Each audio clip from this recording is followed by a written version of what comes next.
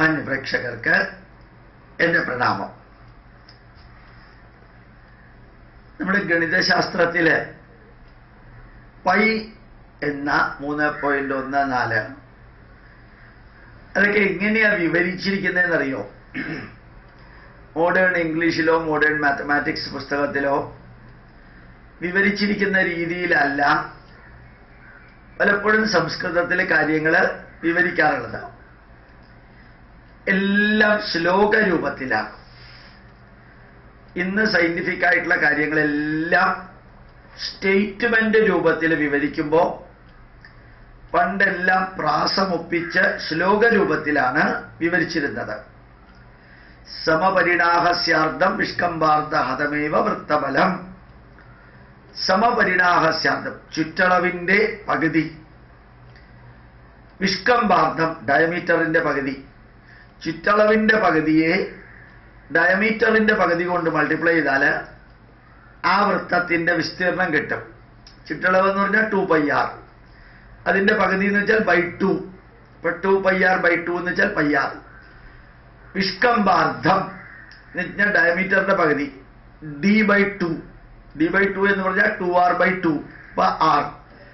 ഇപ്പൊ πr × r, πr². അതാണ് വൃത്തത്തിന്റെ വിസ്തീർണം. വളരെ ഭംഗിയായിട്ട് ശ്ലോക രൂപത്തില് പരിദേഹേ ഷഡ്ഭാഗജ്യ വിഷ്കംബാർദ്ദേന സാതുല്യ. ജ്യ എന്ന് പറഞ്ഞാൽ കോഡ്, r sin θയാണ് ജ്യ പറയുക. കോഡ് ഓഫ് എ സർക്കിൾ, ഒരു സർക്കിളിന്റെ കോഡ് എന്ന് പറയുന്നത് എങ്ങനെയാണ് അതിന്റെ റേഡിയസുമായിട്ട് ബന്ധപ്പെട്ടിരിക്കുന്നത്? തിയറമാണ്. പരിദേഹേ വൃത്തത്തിന്റെ ചുറ്റളവിനെ ഷഡ്ഭാഗം 6 മുറിക്കുക, 6 മാർക്ക് ചെയ്യുക. ഒരു വൃത്തത്തിന്റെ ചുറ്റളവിനെ 6 മാർക്ക് ചെയ്തിട്ട് ആ പോയിന്റുകൾ തമ്മിൽ കണക്ട് ചെയ്ത് കഴിഞ്ഞാൽ കോഡായി. ഏറ്റവും വലിയ കോഡാണ് ഡയമീറ്റർ. ഒരു വൃത്തത്തിന്റെ ഏറ്റവും വലിയ കോഡ് ഡയമീറ്റർ. ഇങ്ങനെ 6 മുറിച്ചു കഴിഞ്ഞാൽ, അല്ലെങ്കിൽ 6 മാർക്ക് ചെയ്ത് കഴിഞ്ഞിട്ട് 2 പോയിന്റുകളെ തമ്മിൽ ചേർത്താൽ കിട്ടുന്ന ആ വര, അതിന്റെ നീളവും വിഷ്കംബാർദ്ദേന സാതുല്യ, വ്യാസത്തിന്റെ പകുതിക്ക് അത് തുല്യമായിരിക്കും. അപ്പൊ വ്യാസം എന്ന് വെച്ചാൽ 2d അല്ലെങ്കിൽ 2r, അതിന്റെ പകുതി വിഷ്കംബാർദ്ധം r. ഇതൊരു തിയറമാണ്. ഒരു സർക്കിളിനെ 6 ഭാഗിച്ചിട്ട് അതിന്റെ ഒരു ഭാഗത്തിന്റെ കോഡ് എടുക്കുകയാണെങ്കിൽ റേഡിയസിനോട് തുല്യമായിരിക്കും അത്.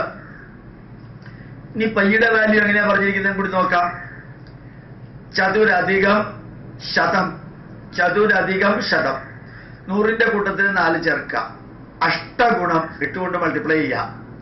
100 + 4 × 8 832. ഇപ്പോ ദ്വാഷഷ്ടിസ്തദാ സഹസ്രാണ.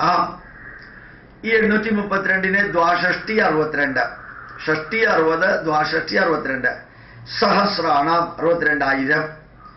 ഇപ്പൊ 4 + 100 × 8 + 62000 എത്രയാണോ കിട്ടുക അത് ഒന്നുകൂടി പറയാം.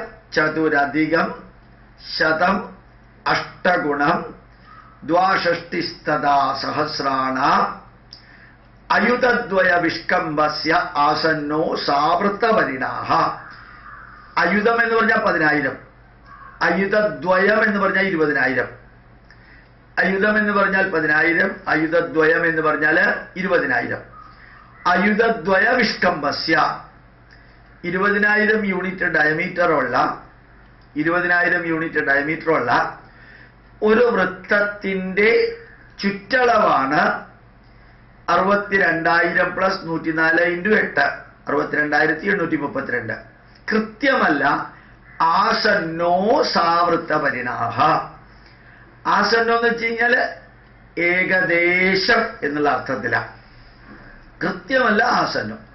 ഇപ്പൊ 20000 യൂണിറ്റ് ഡയമീറ്ററുള്ള ഒരു വൃത്തത്തിന്റെ ചുറ്റളവ് എന്ന് പറയുന്നത് ആസന്നോ ഏകദേശം 62832 ആണ്.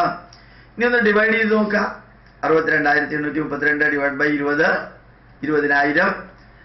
അപ്പോൾ അതിന്റെ കറക്റ്റ് ആയിട്ടുള്ള വാല്യൂ കിട്ടും.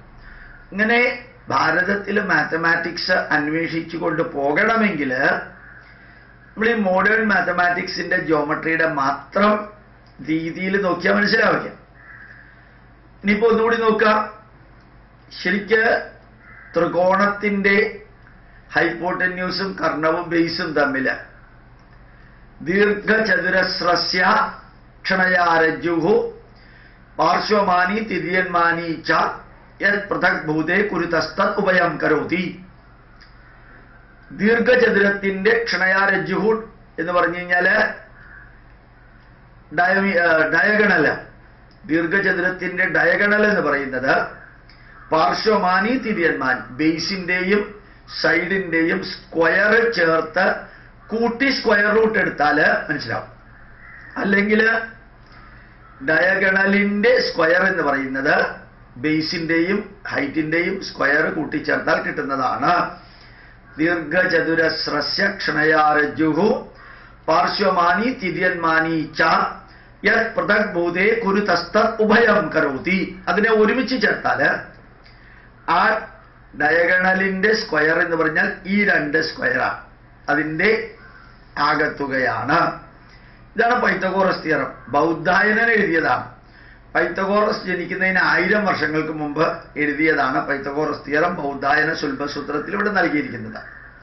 അപ്പൊ നമ്മളുടെ മാത്തമാറ്റിക്സും അസ്ട്രോണമിയും നമ്മളുടെ ജോമെട്രിയും കാൽക്കുലസ് പോലും പഠിക്കണമെങ്കിൽ, വായിക്കണമെങ്കിൽ, അറിയണമെങ്കിൽ, അതിന്റെ പ്രോബ്ലംസിനെ വിശകലനം ചെയ്യണമെങ്കിൽ മോഡേൺ മാത്തമാറ്റിക്സിന്റെ പന്താവല്ല, മോഡേൺ മാത്തമാറ്റിക്സിന്റെ സിസ്റ്റം തന്നെയാണ്. ആ പാത്ത് വേയിലൂടെ പോയാൽ കിട്ടില്ല, ആ പാത്ത് വേയിലൂടെ പോയാലേ കിട്ടില്ല. അപ്പൊ ഇത് വായിക്കാനും ഇത് മനസ്സിലാക്കാനും ഇത് ഉൾക്കൊള്ളാനും അതിൻ്റെതായിട്ടുള്ള ചെറിയ വ്യത്യാസമുള്ള ഒരു വഴിയുണ്ട്. വലിയ വ്യത്യാസമൊന്നുമില്ല, ചെറിയ വ്യത്യാസമുള്ള ഒരു വഴിയുണ്ട്. അത് ശ്ലോക രൂപത്തിൽ എഴുതുമ്പോൾ പലപ്പോഴും ചിലർക്കെങ്കിലും, അടഞ്ഞ മനസ്സുള്ള ചിലർക്കെങ്കിലും, തുറന്ന മനസ്സുള്ളവർക്ക് ഇതൊരു ബുദ്ധിമുട്ടുമില്ല മനസ്സിലാക്കാൻ. അടഞ്ഞ മനസ്സുള്ളതും അവനവന്റെ ആൾക്കാർ പറയുന്നതിനെ മാത്രം പുറത്ത് കാണിക്കുകയും അല്ലാത്തത് തമസ്കരിക്കുകയും ചെയ്യുന്ന വ്യക്തികൾ, അവർക്കിത് മനസ്സിലാക്കാൻ കുറച്ച് ബുദ്ധിമുട്ടുണ്ടാവും. നമ്മൾ കുറേ മനസ്സിലാക്കുക. Indian institute of scientific heritage ഒത്തിരി പുസ്തകങ്ങൾ സയന്റിഫിക് ഹെറിറ്റേജിന്റെ കൊണ്ടുവന്നിട്ടുണ്ട്, യൂട്യൂബിൽ അപ്ലോഡ് ചെയ്തിട്ടുണ്ട്. അത് ബുക്സായിട്ട് അവൈലബിൾ ആണ്. ഇതെല്ലാം മറക്കാതെ കുറച്ചെങ്കിലും പഠിച്ച് അടുത്ത തലമുറയ്ക്ക് കൊടുക്കാൻ നമുക്ക് സാധിച്ചാൽ ഈ രാഷ്ട്രത്തോടുള്ള നമ്മുടെ ഭക്തി, അതേപോലെ ഭാരതീയനാണെന്നുള്ള അഭിമാനം, അതേപോലെ ഇന്നത്തെ കാലഘട്ടത്തിൽ പ്രയോജനമുള്ളത് ഉപയോഗിക്കാനുള്ള ഒരു വഴി, ഇതെല്ലാം ഇതിൽ നിന്ന് കിട്ടുമെന്നുള്ളത് കൂടി ഓർമ്മിക്കാൻ സാധിക്കട്ടെ. പ്രണാമം, നമസ്കാരം.